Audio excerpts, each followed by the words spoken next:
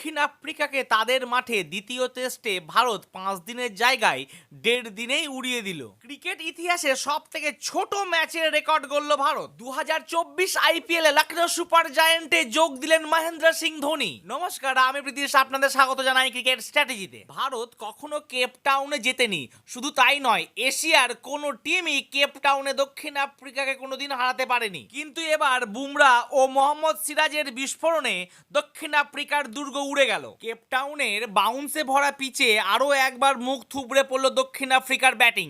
সতীর্থদের ব্যর্থতার দিনেই একাই লড়াই করলেন এডেন মার্করাম। তিনি একমাত্র ব্যাটসম্যান যে এই টেস্টে সেঞ্চুরি করেছেন। সিরাজ আর বুমরা তারা যেন বলে, এ বলে আমায় দেখ তো ও বলে আমায় দেখ। তার কারণ প্রথম ইনিংসে সিরাজ নিল 6টি উইকেট আর দ্বিতীয় ইনিংসে বুমরা নিলেন 6টা উইকেট। পুরো টেস্ট ম্যাচে কি কি ঘটলো চলুন এবার আপনাদের জানাই। তার আগে যদি ভিডিওটি ভালো লাগে তো লাইক করুন, চ্যানেলটি সাবস্ক্রাইব করুন আর অল নোটিফিকেশন অন করে দিন।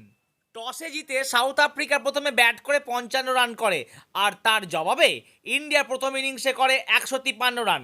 দ্বিতীয় ইনিংসে সাউথ আফ্রিকা করে 176, তার জবাবে 3 উইকেট হারিয়ে ভারত করলো 80 রান। এর ফলে ভারত 7 উইকেটে ম্যাচটি জিতে নেয়। চলুন দেখি এই ক্রিকেট ইতিহাসে সব থেকে ছোট টেস্ট ম্যাচ কখন হয়েছিল। এই টেস্ট ম্যাচটি সব থেকে ছোট, মাত্র 642 বলে শেষ হয়ে যায়। আর দ্বিতীয়ত 1932 সালে 656 বলে শেষ হয়েছিল অস্ট্রেলিয়া ভার্সেস সাউথ আফ্রিকার বিরুদ্ধে। আর তৃতীয়ত 672 বলে শেষ হয়েছিল ওয়েস্ট ইন্ডিজ ভার্সেস ইংল্যান্ডের খেলায়। হ্যাঁ, এবার আসি আইপিএল এর খবরে। আইপিএলে লখনৌ সুপার জায়ান্টের মেন্টর হলেন সুরেশ রায়না। তাহলে ভিডিও শুরুর আগে ধোনি কেন যোগ দিল এই কথাটি বললাম, এবার আপনাদের জানাবো। ধোনির সব থেকে কাছের প্লেয়ার হচ্ছে আমরা জানি রায়না আর জাদেজা।